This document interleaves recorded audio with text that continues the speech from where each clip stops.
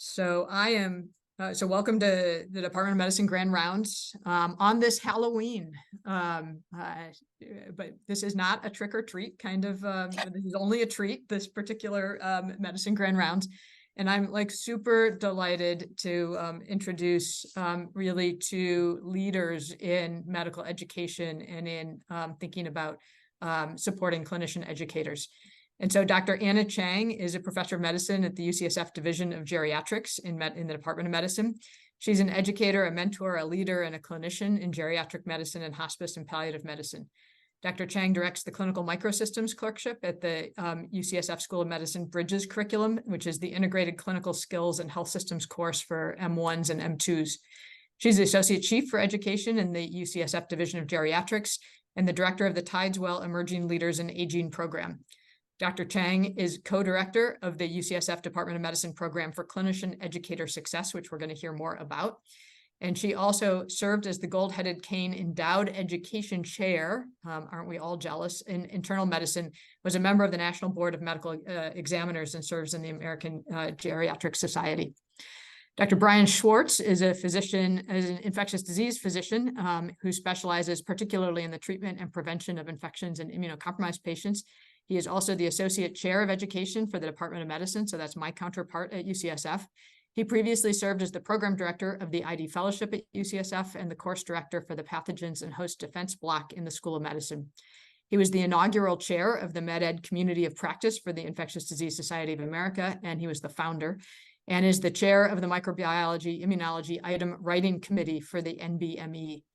Between 2014 and 2019, he held the Gold-Headed Cane Endowed Teaching Chair for Internal Medicine and is a contributing editor to the Sanford Guide of Antimicrobial Therapy.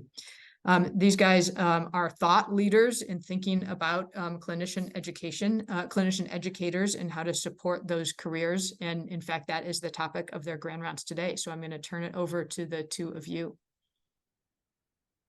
Thank you so much. What a lovely, warm introduction. Hello, everyone. Thank you for choosing to spend your Halloween lunch hour with us. Brian and I are very excited to be invited to share this hour with you. And our goal is to discuss the growing clinician educator community right here at Emory in the Department of Medicine, and share with you some of the lessons learned for us, because we've been working on supporting our clinician educators for the past 10 years. Next slide, please. Our objectives today are, number one, to articulate steps for faculty to launch a career as a clinician, teacher, or educator. Number two, to list actions that leaders, and that would be division chiefs, mentors, program directors, can take to support the individual clinician, teachers, and educators. And number three, to describe some sample institutional programs for clinician educator communities. You'll see that we will organize our talk in these three sections, and we have no financial disclosures. Probably both at Emory and at UCSF, our core missions include research, clinical care, and education. Each faculty member chooses a mix of these mission areas as their focus. Our talk today is going to be tailored for those faculty at the intersection of the clinical and the education missions. Next slide, please. But before we spend the hour on clinician teachers and clinician educators, let's set the stage a little bit. At least at UCSF and maybe also at Emory, the jobs of clinician researchers and clinician educators are often structured differently. For us, clinician researchers often aim to leave a legacy of a body of published work for the field, and so this is why they spend their time on research and writing. Our clinician educators choose to leave a legacy through people in making a difference for their individual patients and trainees. So they spend almost all of their funded time in doctoring and teaching activities. For our clinician researchers, the salary source is often external grants, and embedded within these grants are expectations for mentorship. For our clinician educators, salary comes from the institution itself, And many of us have found that mentorship becomes something that's more serendipitous rather than built into the infrastructure of our jobs. Next slide, please. So for today, we're going to define an academic clinician, teacher, or educator as a physician in clinical practice who applies evidence-supported strategies to their teaching. Some of them are also mentors, leaders, and/or scholars. Next slide, please. William Osler reminded us that the first step towards success in any occupation is to be interested in it. We hope that interest in teaching or education as a starting point also resonates for you. Next slide, please. When we ask our colleagues and also the literature, faculty describe both intrinsic and extrinsic motivators for teaching. Intrinsic motivators include joy and satisfaction, identity, alignment with their identity and goals. It offers autonomy, variety, an opportunity to show off their competence in their field, developing relationships, chances for learning, creative work, and leaving a legacy. Extrinsic motivators sometimes come in the form of perhaps you were selected or invited to do a role. Maybe you had role models. Maybe it was chance. Perhaps it advances your promotion, dissemination, and offers funded positions and leadership roles. And maybe you are on the path to developing a supportive institutional environment. I want to highlight the two that are bolded. People do it, they teach because they find joy and satisfaction. And it probably isn't feasible or sustainable without a supportive institutional environment. Next slide, please. To make things just a tad bit more complicated, clinician educators have multiple career pathways.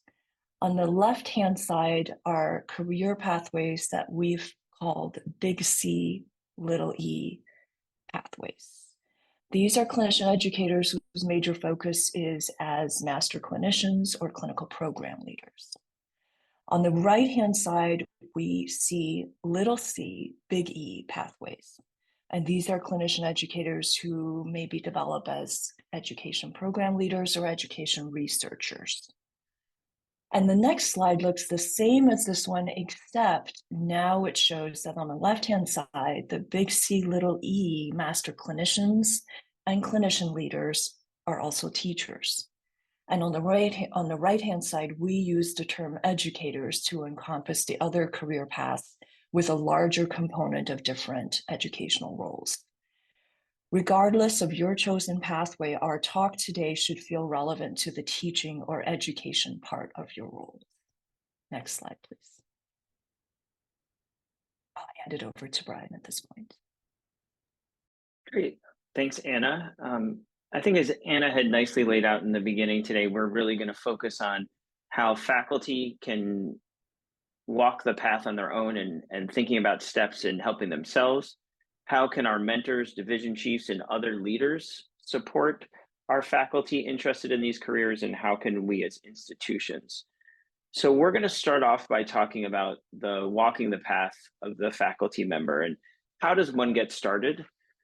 We've outlined 7 steps. These is created through a combination of reviewing the existing literature and our own experience. And what we're going to do now is we're going to walk through what we think are the 7 steps for somebody who's interested in a career as clinician educator. How do they get started? How will they move forward? So we're going to start with step 1. Step 1 is thinking to yourself as someone who wants to go down that pathway. What do I want? And really what we think is the first step is talking to your mentors and your peers. And as Anna alluded to earlier, that mentorship is really important in this process.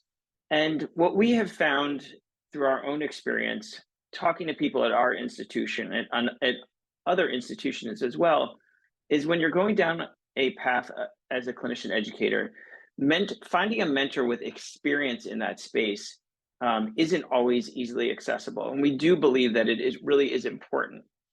So sometimes you may have to look broadly. You may have to look in another division in your department of medicine, or you may need to look into another department itself.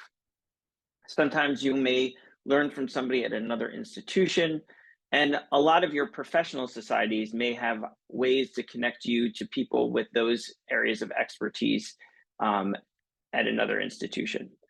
For myself, a lot of my career has been supported by peer mentors.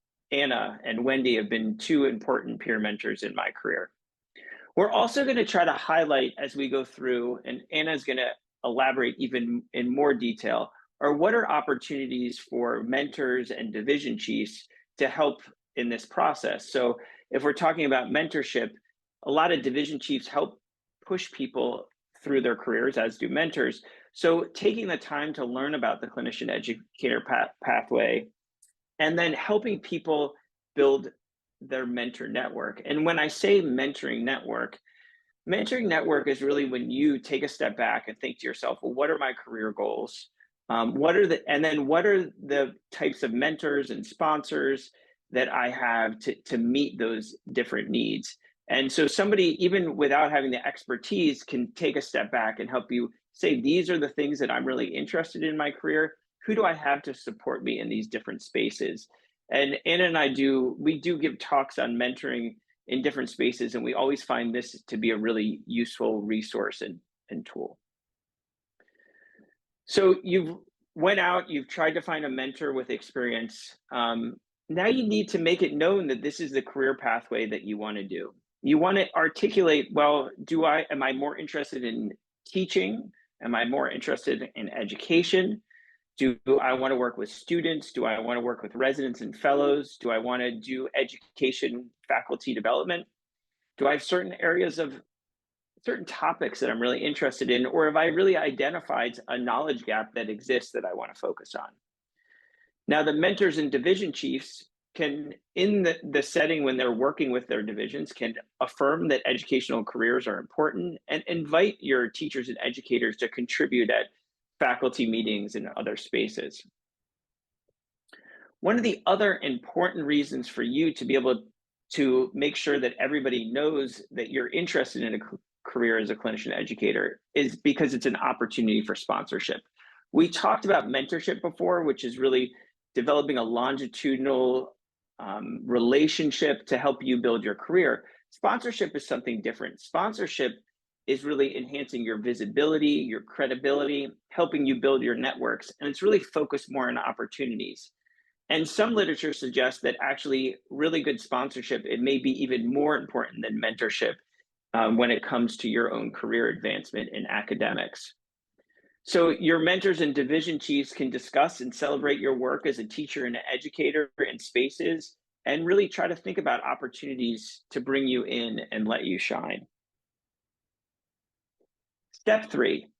Now, I don't know about you, but when I was in training in medical school and residency and fellowship, nobody taught me how to be a teacher and nobody taught me how to be an educator. And therefore, most of us need to go out and build our skills. Now, first question is which skills do I need to build?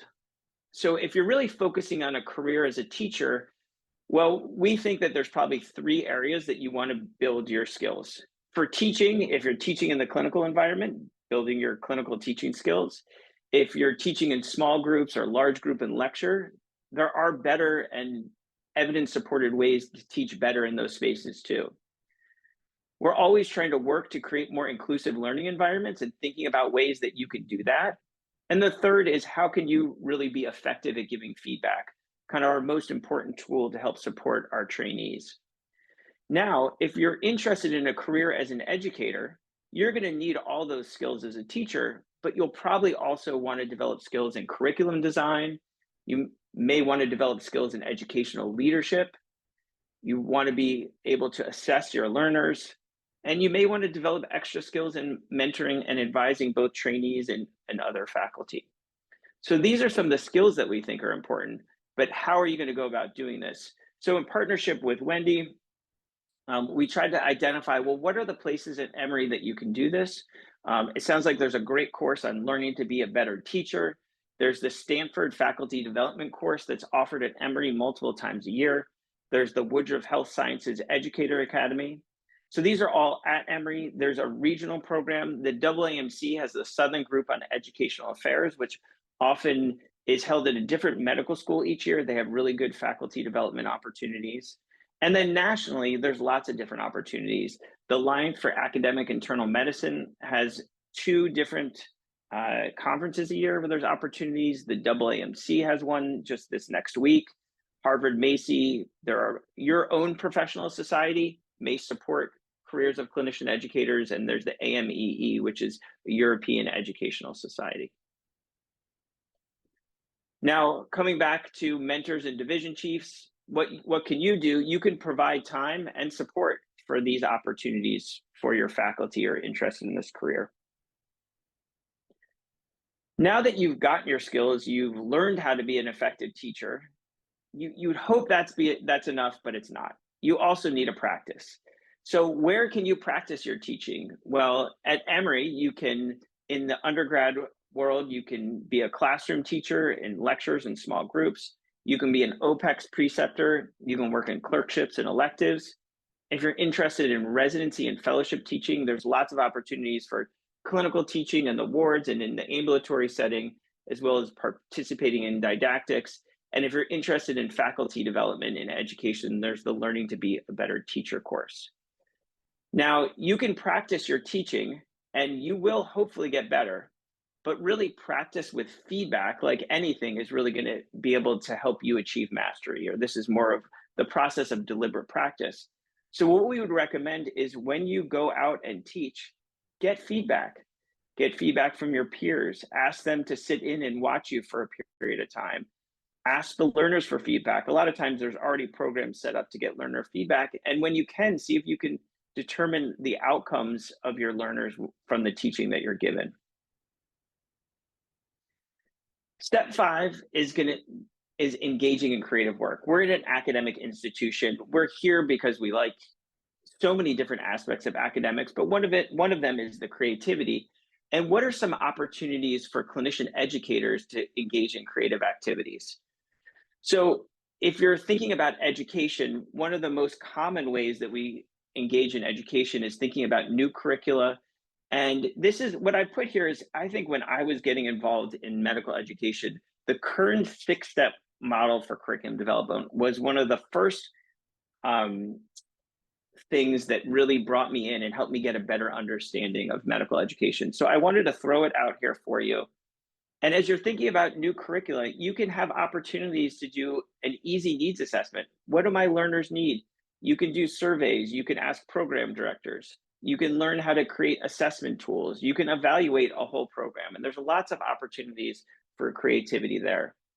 You can do more work that's on the clinical side and thinking about health systems improvement. You can engage in both clinical or educational leadership, and you can be involved in guideline development, both in the clinical space and in the education space. The last thing that I'm going to talk about before I turn it back over to Anna is thinking about opportunities for leadership in education. So there are lots of opportunities for educational leadership at Emory, both in undergraduate medical education. There's course and thread directors, there's people that oversee clerkships, there's deans, there's vice, associate, and assistant chairs in the Department of Medicine. In graduate medical education, there's lots of opportunities in residency as a program director, in APD, a core faculty, as well as in the fellowships, and there's some opportunities in the GME office.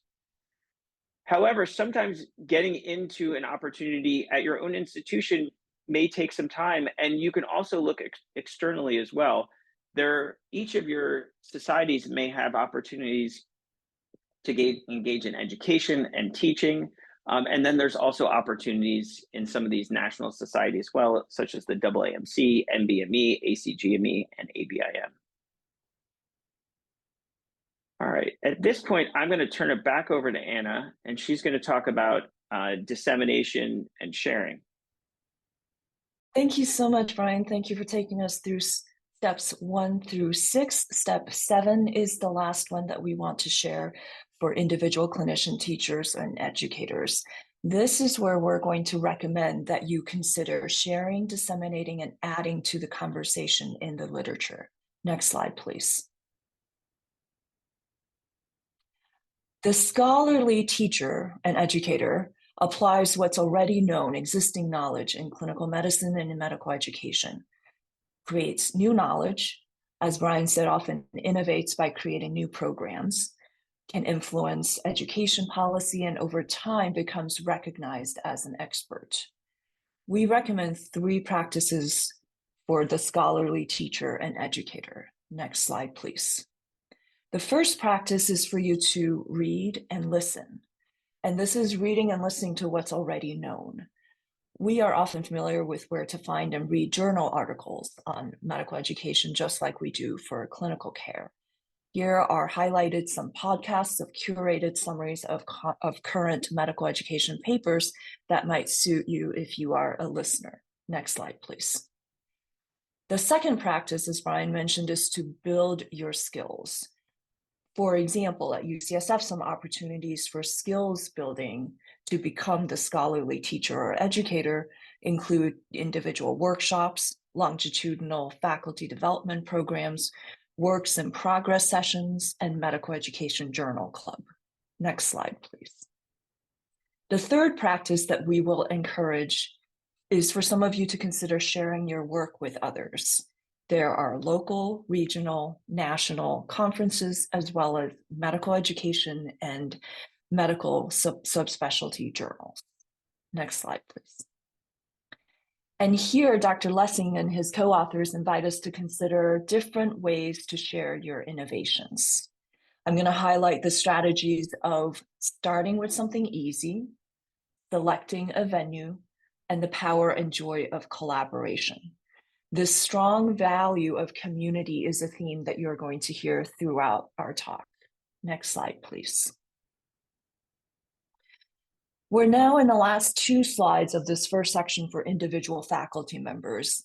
This slide shows a framework that you can use to design your own individual development plan. For example, you'll see on the left some categories that we've already talked about. On the right, you might identify some steps that you have already done and some potential next steps. Next slide, please.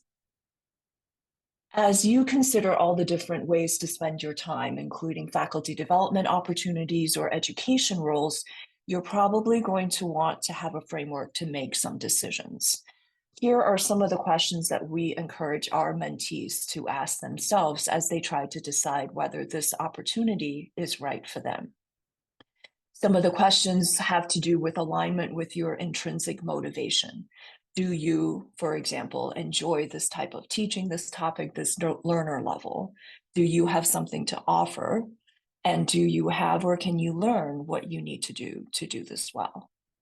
Another question to ask is, does it move you along your particular desired career trajectory? Maybe it offers you some experience, learning, mentorship, sponsorship, or networking opportunities.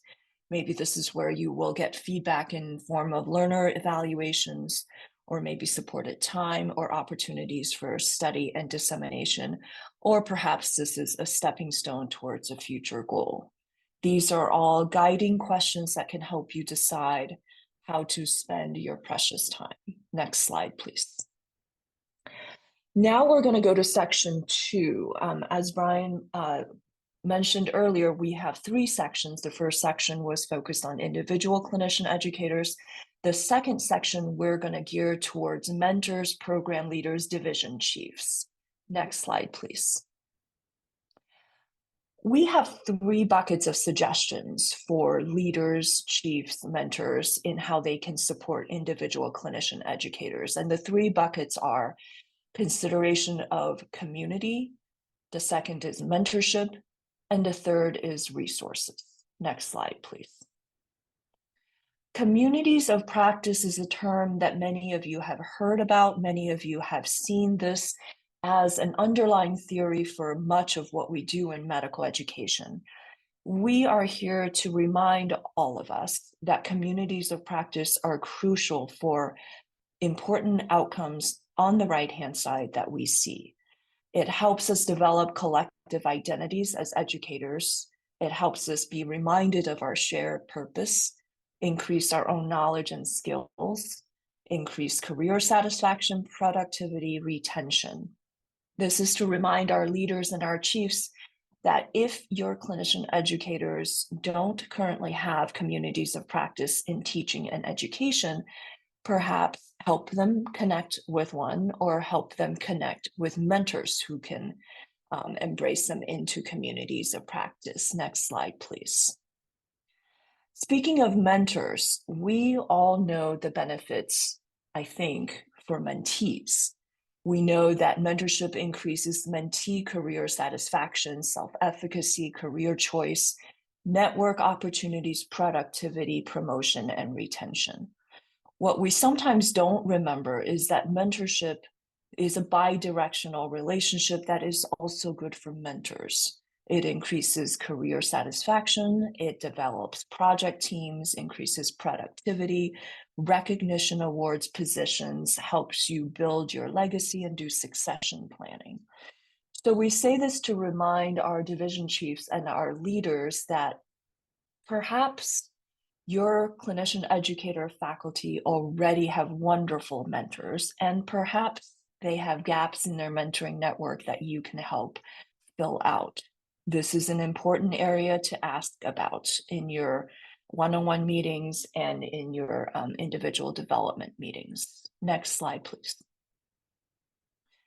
This is a sample of some of the resources that we've already talked about earlier, but we'll go ahead and recap here. It isn't to say that you must do these things, but for example, we want to recommend that there are things that you can set up for individual faculty on the left-hand side that could include some startup academic time, scholarship sabbaticals, or funds or time to attend faculty development. On the right-hand side, you'll see that there are some recommendations that might work for your whole division and program. That could include having some funded leadership role, associate chief, associate chair to oversee education and also to help the educators. You could potentially consider offering administrative task assistance, and for some, perhaps nurturing philanthropic support for the programs that they are doing. Next slide, please. We're going to go through some brief specific recommendations for chiefs and mentors to support clinician educators at different stages of their career. So this one is focused on junior clinician educators. You could consider encouraging them to identify a niche, which is an area of study that is of interest to them and that they can develop expertise in. We do want you to recommend for them to build their skills. This is the only way for us to get better at what we do. And here at UCSF, we've instituted something called a pre-promotion CV review. This is often done a couple years before someone goes up for promotion, and one might take this opportunity, look through what's been done, recommend some next steps to build out your career. Next slide, please. Similarly, for mid-career clinician educators, you could consider nominating them for awards, encouraging them to take on roles in professional societies, and helping to prepare them for leadership roles. Next slide, please. For all clinician educators, we all would benefit from celebration of the accomplishments. Sometimes, at least at UCSF, we find it very easy to celebrate academic achievements in the form of papers. We find it harder to celebrate accomplishments for educators and for clinicians, and we want to recommend that there are many ways that you can do that among your division or your program or your unit. The next recommendation for sponsorship you've heard about from Brian. This is incredibly important. Talk about your clinician educators. Recommend them for talks, include them in your grants and papers. Talk about how wonderful they would be for a particular leadership role. These are all ways that you can support someone to take the next step in their career. And then networking is another benefit that you can offer. Possibly, local and national colleagues And you could say, for example, hey, let me introduce you to this wonderful clinician educator faculty. They are very talented and interested in this particular area. You might consider including them on your team. Next slide, please. And we want to reassure you that when you do all of these things to support your clinician educators, your efforts absolutely do align with our institutional leaders' values. In our study of 30 institutional leaders that we reported this year, leaders identify lots of values beyond financial return for investment in your choice to invest in your clinician educators. At this point, I'm going to pass it back over to Brian to take us through the final section on departmental and institutional programs that can support entire communities of clinician educators. Thanks, Anna. So as Anna just said, we're going to move on to our third section, and we're going to be focusing on, when we talk about the institutional support, we're going to be talking in two areas. How can the Department of Medicine support their clinician educators? And what are ways that the School of Medicine can support clinician educators? And here we're going to talk more primarily about our own experience at UCSF and share some of our, I think, successes. So two things that we wanted to highlight from our Department of Medicine at UCSF is a dedicated program to support clinician educators, and it's the Department of Medicine Program for Clinician Educator Success. We call it PROCESS. And we're going to talk a little bit about how we've been collecting and displaying educational data to both support our educators and better understand their successes and challenges, and the same for our trainees. So at UCSF, we were supported to create this program for clinician educator success, began in 2022. It's really designed to support our careers of clinician educators in 4 different domains. And you can see that our themes are quite similar as we move through here. Anna talked a lot about these in the last section, and that's really what we built this program on. One is assuring that there's mentorship for our clinician educators, making sure that we build a robust community. And so at UCSF, we have 3 campuses that are you have to drive to get to them. We have a VA, we have Zuckerberg San Francisco General, and we have UCSF Health. And that's even broken up into multiple campuses. So for us, being very deliberate about building community is important. We have really emphasized scholarship and trying to help our faculty be able to develop this if that's something they want to do, and then trying to create really meaningful faculty development that meets the needs of our faculty that can't be that is not accessible in other parts of our university. So our program actually is quite substantial, I think, although I think it could always be bigger. Our department chair, Bob Wachter, had agreed to support us, and the reason I have this screenshot of this YouTube video is this is actually on the front page of our website. Bob had created a really short video just talking about how important he believes the clinician educators are in the department and why he's created this program and supported us to do it. So we have 4 MD leaders that are each supported at 0.1 FTE, so total of 0.4. We have an amazing education PhD, Bridget O'Brien, that we supported at 0.2 FTE. We have about a third of an administrator who supports us, and we have a $10,000 a year annual budget to create programs to support our faculty. So as I said, there's really 4 domains. First one is mentorship, and we have a mentorship program that deliberately works to match our clinician educators with mentors. And in addition to having the pairing process, we offer throughout the year a variety of different faculty development, predominantly for our mentors, so they can be as effective as they want to be when they mentor our more junior faculty. As I mentioned, community can be hard at UCSF because we have our campuses that are so spread out. So we have taken this into a lot of different ways. We have some community building events where we invite all our faculty at all sites. We have worked in ways to try to just build the clinician educator community at one site. We have created a listserv, and we have a newsletter that we send out probably about every other month that both highlights what are opportunities, we highlight faculty, we highlight programs, and we try to also use that as a way to build community.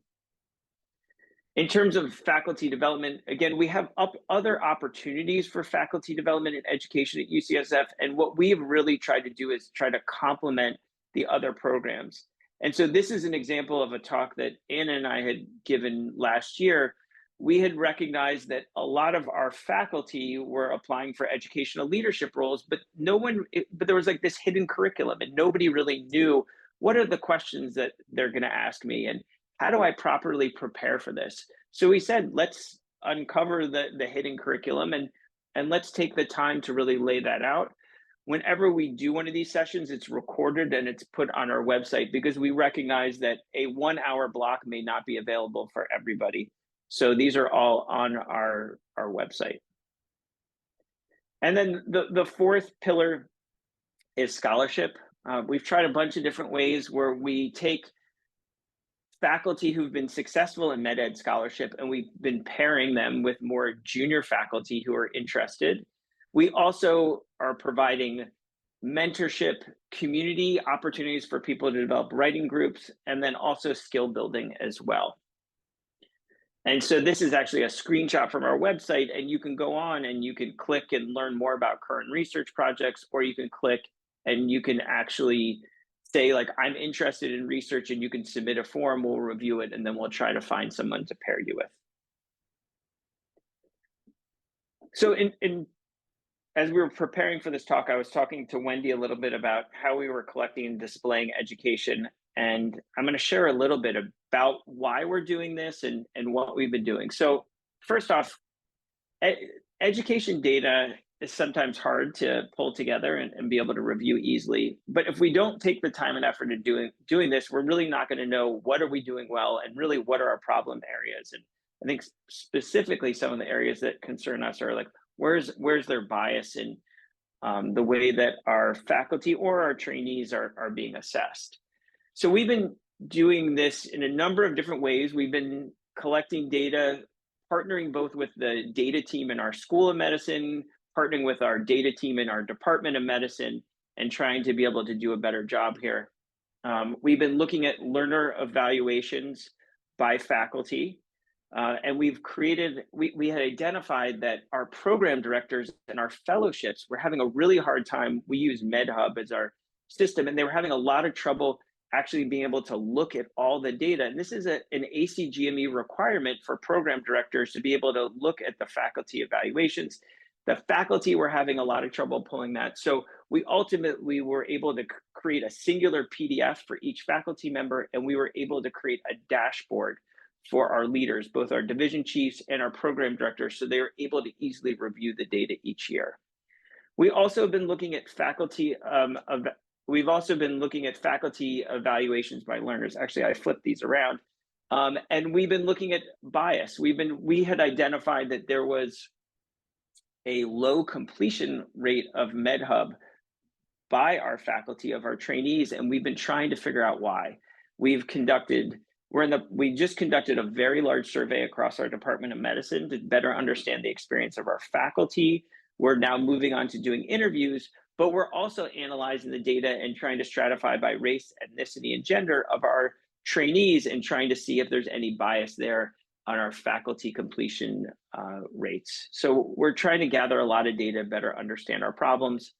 And then one thing that's happening across our entire School of Medicine is we do an annual survey of our GME learners to better understand their experience at UCSF. And I'm going to move on to show you a couple of these things here. So this is a dashboard that we're providing our program directors and division chiefs that have the black boxes or faculty members' name. This is the Division of Infectious Diseases, but you can see how many evaluations they're getting by student, residents, and fellow, Are the faculty completing their evaluations?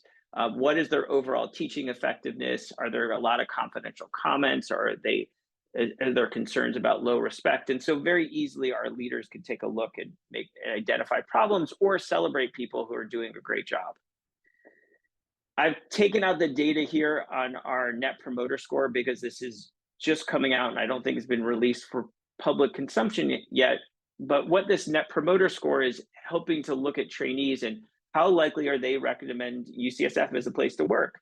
Would you consider remaining at UCSF for further training, better understanding their burnout scores, and a bunch of other different markers, and then comparing it in our department by residents, fellows. We can look at it programs, and they also collect some qualitative data as well. So this is really helping us better understand our experience of our trainees. Now, the last section here is we're going to talk about what are institutional programs through the School of Medicine. And the two we're going to highlight here are our Academy of Medical Educators and our Center for Faculty Educators. So our Academy for Medical Educators, there are different models at different institutions across the country. The way that our model has been set up is our Academy is really an opportunity to celebrate our best educators. It's a rigorous selection process, and faculty members must demonstrate excellence in teaching and either curriculum design or educational leadership or assessment or mentoring advising. So it's really an educator academy, not just a teaching academy. We have other ways to celebrate teaching. We also have an endowed chair program, which is when Wendy did our introductions, that Anna and I both have benefited from that opportunity to have a little bit of extra money for a 5-year period of time. There are quarterly faculty developments and opportunities for our community educators to get together and learn. In our Department of Medicine, and not every department across the School of Medicine does it the same, but in the Department of Medicine, we actually give a 1-year accelerated promotion for faculty that are elected into our Academy of Medical Educators. And then lastly, this is not just for people who are in our academy. The academy as a whole offers an educational grants program that people across our school and our campus can apply for. And then the last thing I want to talk about is our Center for Faculty Educators. What this does is it really is a hub for faculty development around education. They offer workshops in lots of different flavors. They have a 1-year teaching scholar program, which Anna and I both have done. It's a Tuesday afternoon, and you commit to it for the whole year. Your division chief needs to sign off. There's a teaching observation program, which, coming back to that idea of when you teach, you should be observed and get feedback. So this is a program that deliberately you sign up for, and somebody will come meet with you, talk about your teaching areas that you want to improve on, watch you teach, and then give you feedback. And then this is also a hub to support med-ed scholarship. They have sessions where if you're working on called escape sessions, if you're working on a manuscript or you're even earlier on in a med-ed project, you can come there, share what you have, and they'll give you feedback. You can actually have one-on-one consultations too, and they have a med-ed journal club. So that takes us to our last slide, and hopefully we'll have some time for questions. So in summary, we think it's incredibly important to support our clinician educators at our academic institutions. We've been working very hard to do that at UCSF, and we know that you are as well at Emory. We think that it really needs to be a multi-leveled approach, that faculty need to know the pathway to do it. They need to know how to get started, talking to mentors, letting them feel comfortable saying this is the career I want to participate in and to be sponsored. They need to have space and time to build their skills. They need to have opportunities to practice their skills and ideally get feedback. You want to have opportunities that they can engage in creative work. And if they're interested, opportunities for leadership. And if they're interested in additional scholarship and dissemination, having ways to support them to do that. This by itself cannot occur unless our leaders are helping them build community, they're facilitating mentorship, and they're providing resources to let them do those other things. And the leaders themselves need to be supported by the department. They need to be supported by the school. And we gave you two examples, our Academy of Medical Educators and our Center for Faculty Educators as a way to do that. And so with that, I'm going to stop. I will stop sharing screen and we'd be happy to take any questions. Thank you guys so much. It's really humbling to see the amazing things that you guys have developed at UCSF, and hats off.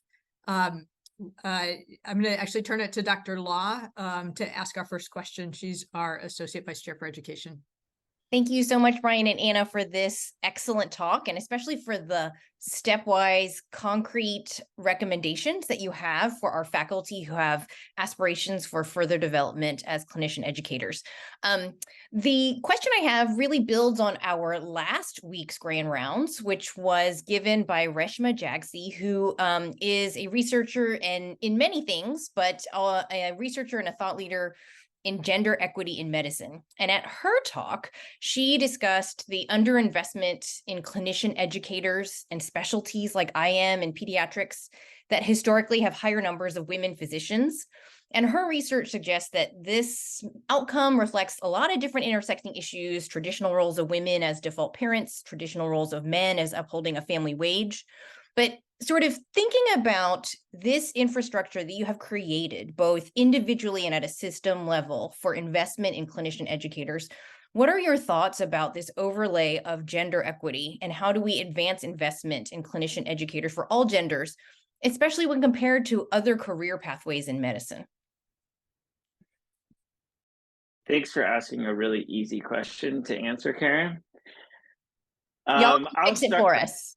Yes, I will start, and then I'm hopeful that Anna will chime in. I would say that this is something very top of mind to us.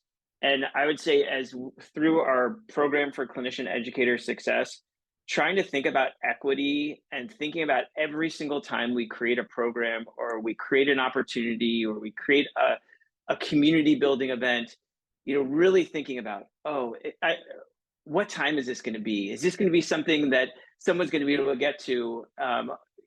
We always try to span it 4 to 6. So somebody could come before they might have to, do pickup and those who didn't. I mean, honestly, we have thought to ourselves, how can we not offer childcare at our events? And then we actually looked into it. They're like, you absolutely cannot do that. That is not something that we're able to offer. But I think that in terms of trying to think about our faculty who are parents, and I recognize that often there's a higher burden on our women faculty, that this is something we think about all the time. And we've tried really hard to think about ways to make each of our events as equitable as possible. But I think we have a long ways to go. And I don't know, Anna, if you want to add to that.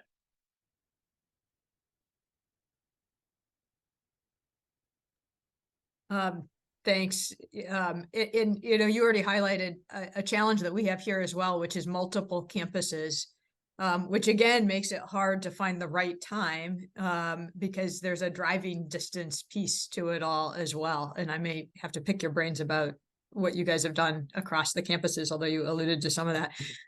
I'm going to ask you another a question that we've discussed before, but I think is probably at the front of mind for everybody here, which is, medicine, as we all know, is becoming in some ways more corporate or more financially driven with respect to, expectations, particularly on big C, little e clinician educators.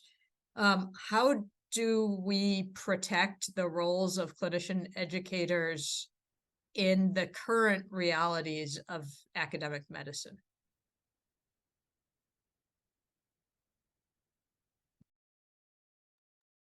Anna, since I answered the last easy question, do you want to take a stab at this one? I love these questions. They're incredibly thoughtful, and there are some of the challenges that we face as well.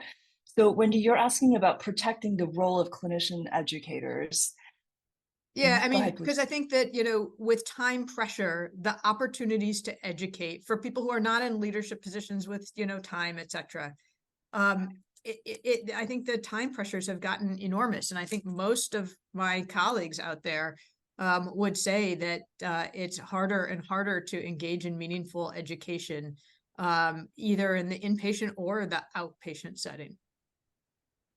Absolutely. Yeah. Go ahead. Yeah. Ryan, please. No, I mean, I would say I totally agree with you. I'm very nervous about, as the increasing clinical pressures and financial pressures are squeezing us. We have thought about it a lot. I think I mentioned we just did a survey across the Department of Medicine, and we wanted, like, I think we all feel it, but I wanted to try to really get some very clear data and how it's impacting folks.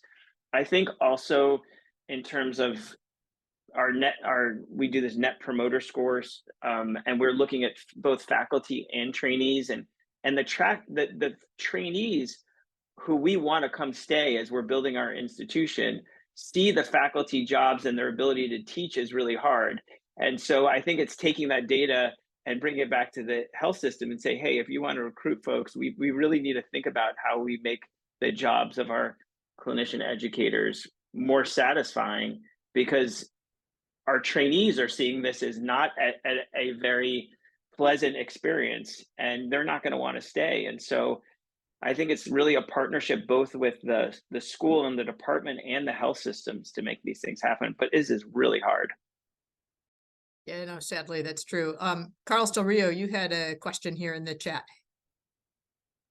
Oh, I have lots of questions, Wendy. I know. This is, and Anna answered a couple of them. I mean, I think, we talk about the Department of Medicine, which is, whether you like it or not, pretty big, pretty well resourced, but you have a lot of small departments in our medical schools, and there you have people in those small departments who also want to be clinician educators, and it's harder to create a community. It's harder to create the number of people that what all the things that you're proposing. It's very hard to make small departments make. So all you have in the Department of Medicine, you almost feel like it actually should be elevated at a level of the dean's office, so clinical departments can benefit from it, as opposed to just make it something that splits. Department of Surgery does something and other people do something. So I'm trying to struggle with that. What kinds of things you leave at department level? What kinds of things you put at a more School of Medicine level? You guys have the Academy of Medical Educators, but a lot of the things that I saw in your Department of Medicine program, you could easily put at a School of Medicine level to benefit all faculty and not just Department of Medicine faculty.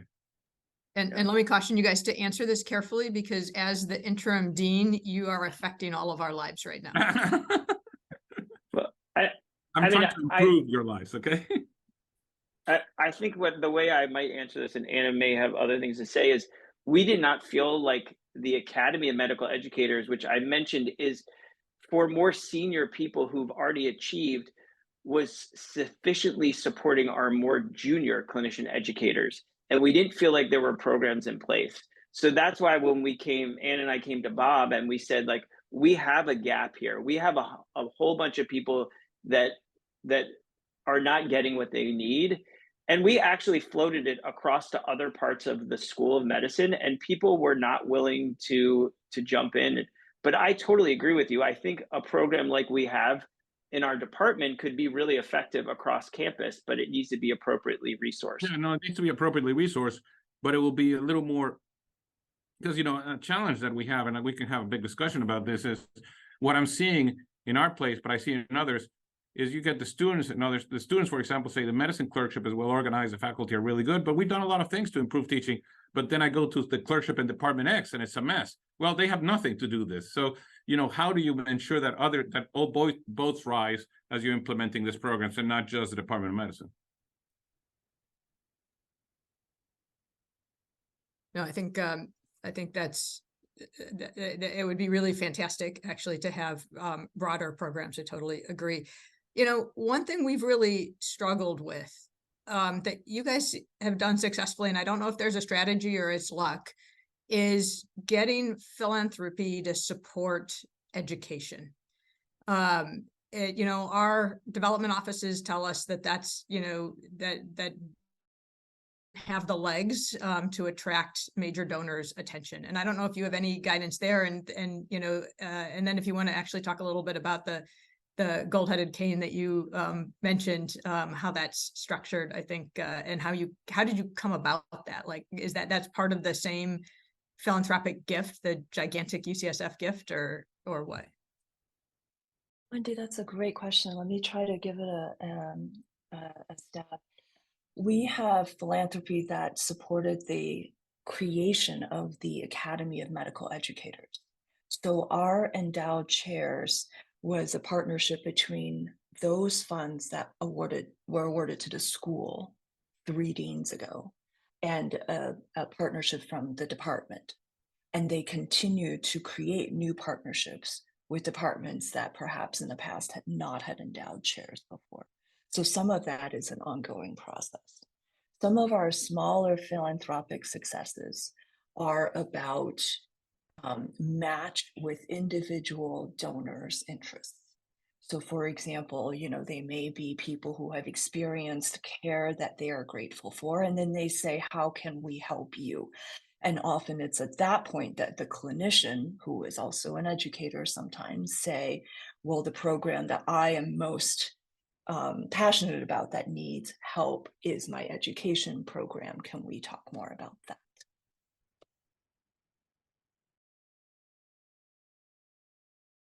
Thanks. We are at the top of the hour. Any other questions? All right. Well, thank you both so much. You've given me a lot to think about, and Dr. Del Rio, I think, a lot to think about, and others.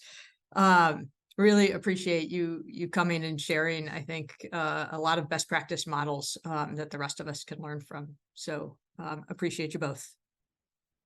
Thank you so much for the invitation. Thanks a lot, guys. Thanks for having us. Thank you.